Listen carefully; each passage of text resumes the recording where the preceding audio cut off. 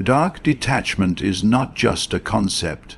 It is a transformative force that redefines how you show up for yourself after being continuously disregarded by someone who took your presence for granted. When you love deeply, you often make the mistake of staying too long, trying too hard, and giving too much to people who are incapable of receiving your love with the same depth. You offer your warmth, loyalty, forgiveness, time, energy, and affection as though it's a gift. But instead of being cherished, it gets tossed aside like it holds no value.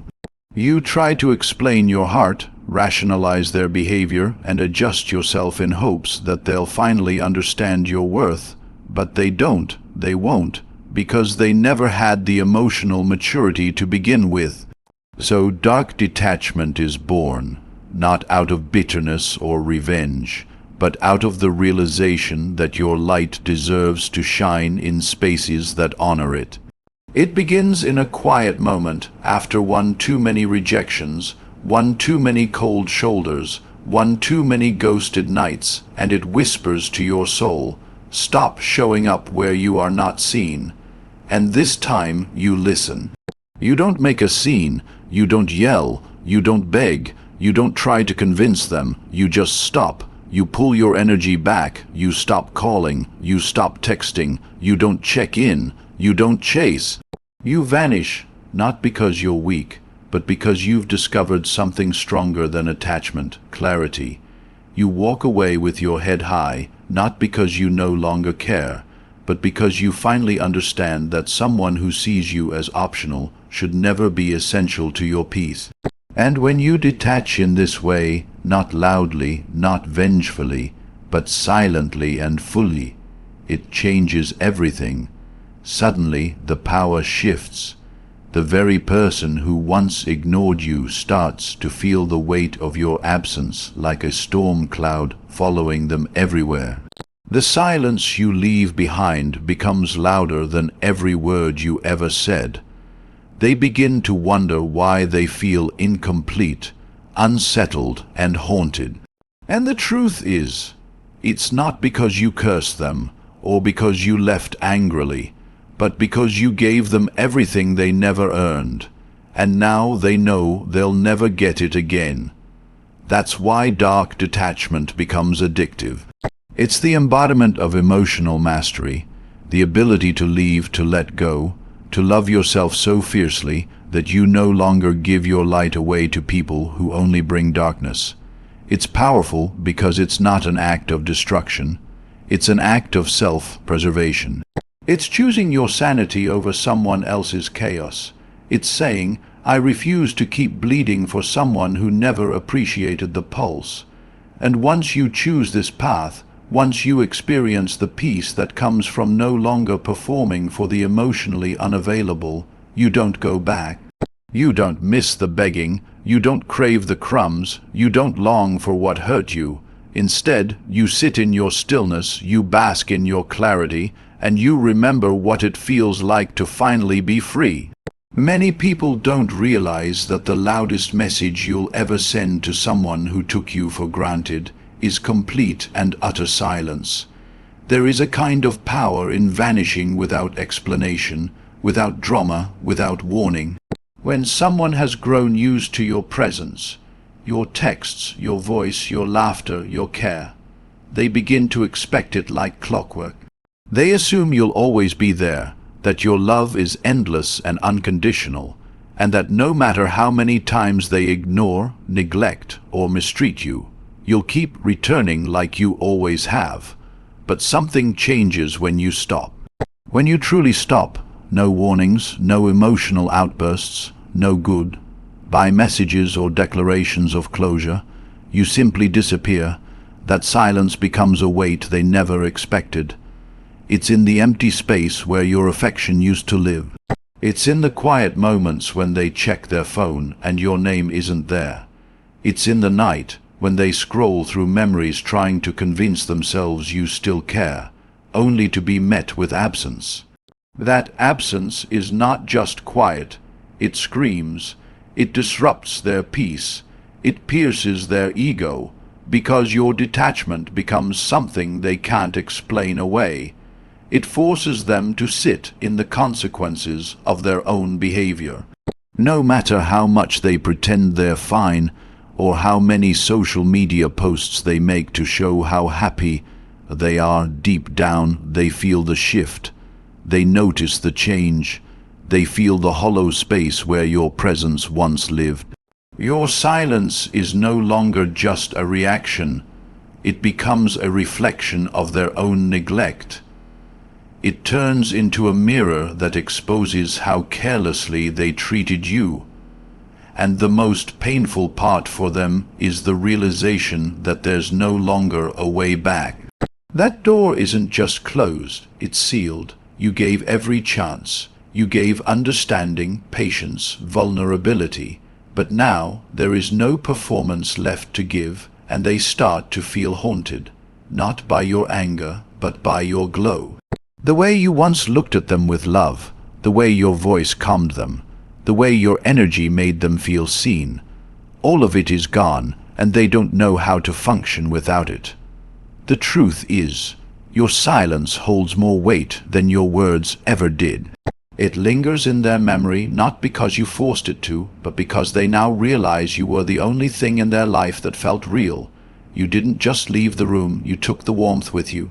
And in that cold, echoing void, they're left to face the truth they were never ready to admit. You were never the problem. You were the peace they didn't know how to keep. And now they sit in the silence, hoping you'll reach out, praying for a sign, but getting none.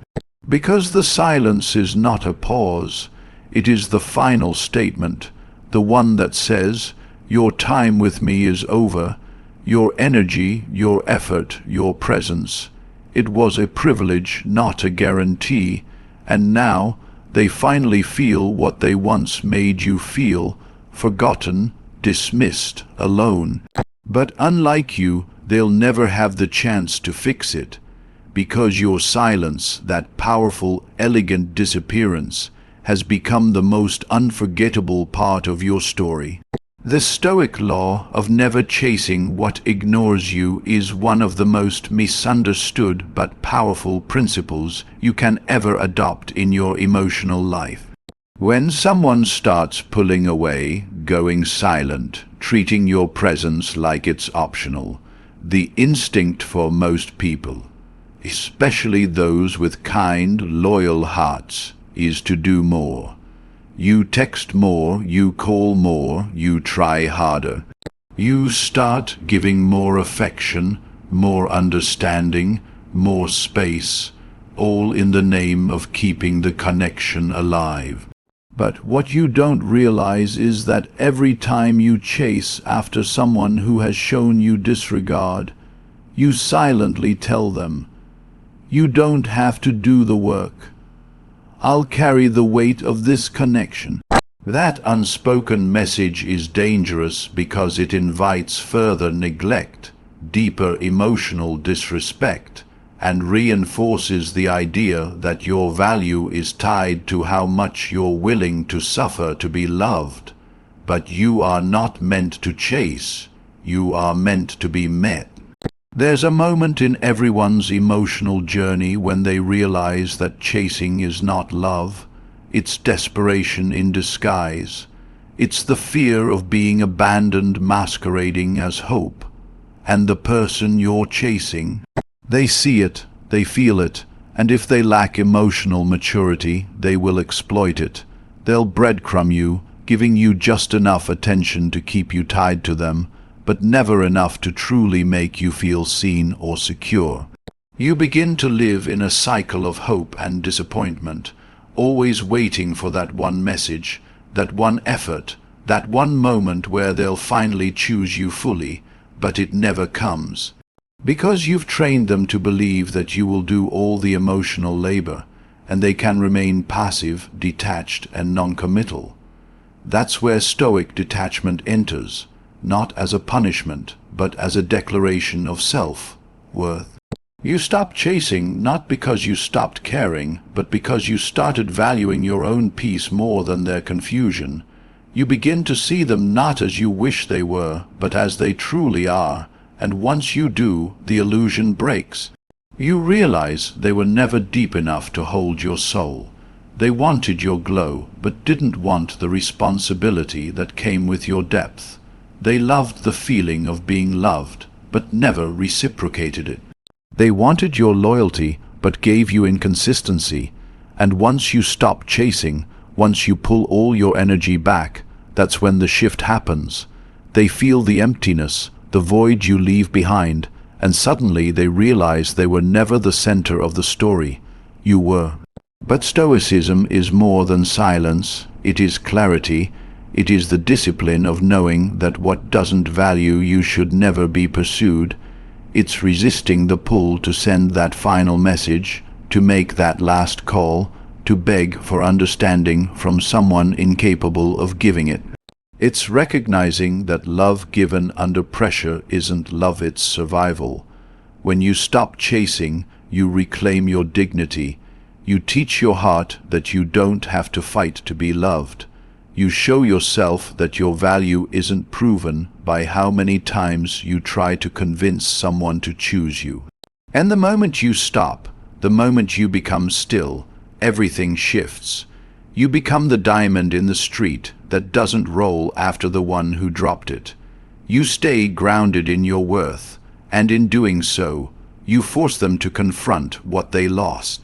Your silence becomes your boundary, your lack of pursuit becomes your power, and instead of being the one always waiting, always wondering, always hoping, you become the one they can no longer access. Because once you stop chasing, you stop the cycle, you cut the cord, you rewrite the narrative, and what they'll remember more than anything is the moment they looked for your energy and found nothing but silence. Because you finally remembered who you are and what you deserve. Closure is a word that's thrown around so easily, like it's some magical endpoint that will finally make the pain go away. But what most people don't realize is that closure, more often than not, is not something you get from the person who hurt you. It's something you give to yourself. Because when someone walks away without explanation, leaves you with 1,000 questions and no answers, it's not because they're confused or unsure. It's because they want control. They want to walk away knowing you'll chase, knowing you'll pour out your heart in long paragraphs, voice notes, emotional conversations trying to make them understand what they did and how they hurt you. They're not looking for reconciliation. They're looking for your reaction. Your pain is their validation. Your emotional unraveling becomes the proof that they mattered, and that is the twisted truth that many are too afraid to accept.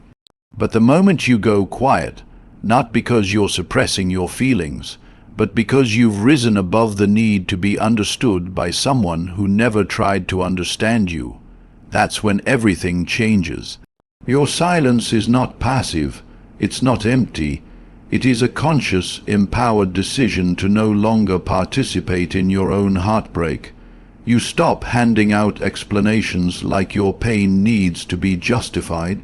You stop chasing understanding from someone who already showed they don't have the capacity to care at your level. And what happens next? They panic. They begin to spiral, not because they care about fixing things, but because they lost their emotional grip on you.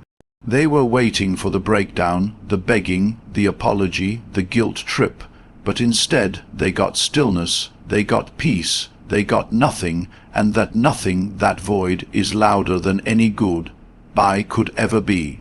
It's sharp, it's clean, it slices through their ego like a blade. Quiet, steady, irreversible. You didn't have to scream, you didn't need to block or lash out, you just stopped. You didn't try to convince them one more time. You didn't ask for an exit interview. You didn't fold into pieces trying to make sense of their inconsistencies. You just chose to no longer bleed for someone who was never willing to stop the cut, and that's the real closure. That's the power most people will never understand, because closure isn't a conversation. It's a boundary. It's when you look at the silence, the ghosting, the dismissiveness, and instead of chasing, you build a wall of self-respect so high that they can no longer reach you with their confusion. You start to recognize that their inability to love you right was never about you being unworthy. It was about them being unprepared to receive the kind of depth you brought. So you stop trying to explain yourself to someone who never valued your language of love in the first place. You stop watering dead plants, hoping they'll bloom. You stop breaking yourself into fragments, hoping one piece might be small enough to be accepted. And they begin to feel the shift. They scroll. They check your profile. They wonder. They start rereading old texts, staring at your last photo, waiting for a sign that you still care. But it never comes, because the silence is your answer. It is the full, resounding, undeniable statement that you no longer need them to give you peace. You've already found it without them. You begin to walk differently, think differently, speak differently, not because you've become cold, but because you've become wise. You now understand that giving people access to your emotions after they've repeatedly harmed them is not vulnerability, it's self-abandonment. So you reclaim every ounce of your energy that you once gave freely. You pour it back into yourself, and while they sit in their pride, pretending your absence doesn't matter, pretending they're not watching every move you make in silence, they know. Deep down, they know they fumbled something sacred. But their ego will keep them silent, and your silence, it becomes the storm they never saw coming, the final act they can't rewrite, the closure they thought they didn't need. Until it's too late. They're in pain, but they'll never show it. They'll post like they're fine, like they've moved on, like life is better without you. But beneath the filtered photos, the fake smiles, and the late-night stories lies a silent storm they're desperately trying to hide. Their pride won't let them admit what's really happening. They won't tell anyone how much they miss the sound of your voice, or the way your presence used to bring calm into their chaos. They'll act like you were just another person, another chapter, another forgettable moment in a string of emotional events. But that's a lie they whisper to themselves in the dark, hoping it will silence the ache that grows louder every night you don't call. Every morning they wake up and realize your energy is truly gone. People who pretend not to care are often the ones drowning in everything they never said. Their silence isn't peace, it's pressure. It's the crushing weight of knowing they had something real and ruined it. And the most tragic part, they can't even bring themselves to say, "I miss you," because that simple phrase would unravel the entire illusion they've built to protect their ego. In their world, whoever breaks the silence first loses. Whoever appears to care less wins, so they stay quiet. They scroll past your name without texting. They view your stories without reacting. They stalk your profile from fake accounts, not because they're over you, but because they're terrified that you actually are over them. They see you glowing, laughing, living, and it eats them alive. They wonder if the smile is real, if the joy is genuine, if the peace is permanent. And the scariest part for them is that it just might be. Because what you've found in your absence from them is not just distance, it's liberation, and they know it. They sense that you're no longer waiting for them to change. You're no longer stuck in the emotional loop where you beg to be chosen. And now they're sitting in a prison of their own making, a place built out of indecision, avoidance, and cowardice. They can't say the words they're dying to say. They can't express the guilt that's gnawing at them. They can't tell the truth that would set them free, because the cost of that vulnerability is too high for someone who never had the strength to love you right in the first place. So instead, they cry in secret. Not because they don't feel, but because they don't know how to feel out loud. They miss your consistency, your softness, your laughter echoing in their mind like a song they can't stop humming. They hear your voice in the quiet moments. They imagine your reactions to things they see. They replay old conversations, looking for the moment they pushed too far, the second they took you for granted, the day they thought your love was unconditional when in reality it had limits. And now they've reached them, but still they'll never say it, not publicly, not honestly. They'll play their role, they'll keep up the facade, because saying "I lost her" would mean taking accountability for everything they refused to face while you were still in their life. And that kind of ownership requires a level of emotional bravery they simply don't possess. So instead, they'll suffer in silence, and every new relationship they jump into, every distraction they chase, every party they attend, it's all just noise. A noise to drown out the truth that they feel your absence like a weight pressing on their chest, like a shadow they can't escape, because you weren't just a person to them. You were the sanctuary they never realized they needed, until the door closed and locked behind them.